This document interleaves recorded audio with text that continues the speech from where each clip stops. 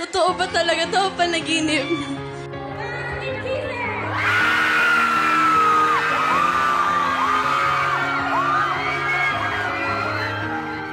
You could be the greatest, you could be the best, or you could be the king cock banging on your chest.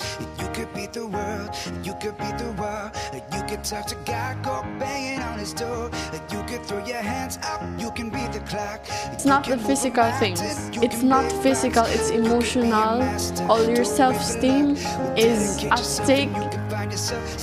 Congratulations dahil nailigtas mo ang iyong sarili ngayong gabi and you are safe tonight. Kisses! Kisses! Kisses! 'Cause you burn with the brightest flame.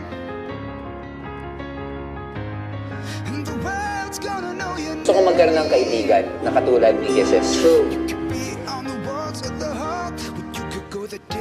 Kahit komplikado, na malaman ako.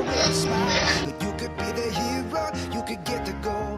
Breaking all the records that they'll never could be broke.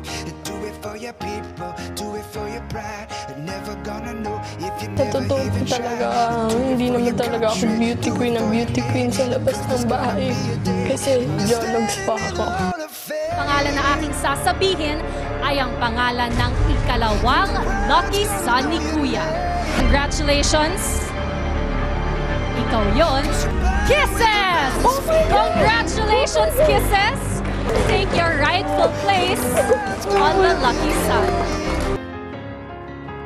And you beat on the walls of the Hall of Fame. Be a champion. Be a champion. Be a champion. Be students, be teachers, be politicians, be preachers. Gusto ko po talaga mag-thank you kasi sobrang nakaka-overwhelm yung support niyo. So hindi ko po kasi in-expect na may mga tao sumusupport ko pala sa akin. Salamat kasi pinaramdam niyo sa akin kung ano yung totoong pagmamahal. Be astronauts, be champions, standing in the Hall of Fame. And the world's gonna know you.